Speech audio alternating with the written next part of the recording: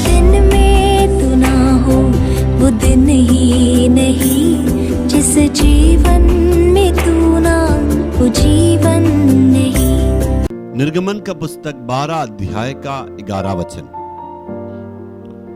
और उसके खाने की यह विधि है कि कमर बांधे, पांव में जूती पहने और हाथ में लाठी लिए हुए उसे पूर्ति से खाना, वह तो यहोवा का पर होगा। मिस्रियों के देश में इस्राएलियां 430 साल गुलाम के रूप में रहे। उन्होंने जब परमेश्वर को पुकारे तो परमेश्वर ने अपने दास मूसा को उनको आजाद करने के लिए भेजा है। उस वक्त जब वो आजाद होना था, उस वक्त प्रभु अपने पर्व पसा को मानने के लिए उनको सिखाया किस प्रकार उनको पसा को मनाना है।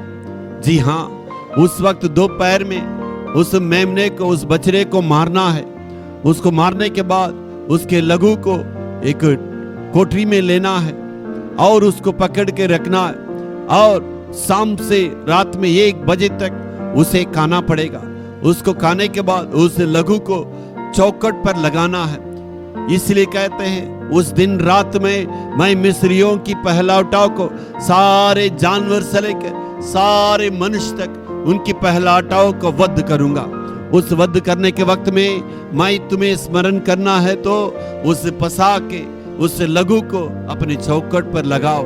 मैं उसको जब देखूंगा उसको स्मरण करूंगा, मैं तुम्हें नाश नहीं करूंगा। मेरे प्यारों, परमेश्वर कहता कारण क्यों है? वे 400 साल गुलाम के रूप में रहे हैं। अभी कानान के देश के ओर उनको यात्रा करना है। इसलिए खाने की तरीका को प्रभु कहता अपने हाथ में लाठी पकड़े हुए और अपने पैरों पर जूतियां पहनते हुए उसे जल्दी जल्दी तुम्हें खाना होगा, क्योंकि जिस देश में तुम्हें जाना है वो बहुत बड़ा विशाल देश है। तुम्हें हमेशा तैयारी के साथ रहना है। जी हाँ, प्रभु आज हमसे भी कहता है इस जीवन का मतलब है पवित्रता में रहना चाहिए। आज परमेश्वर इसके द्वारा हमारे लिए आत्मिक शिक्षा को देना चाहते हैं।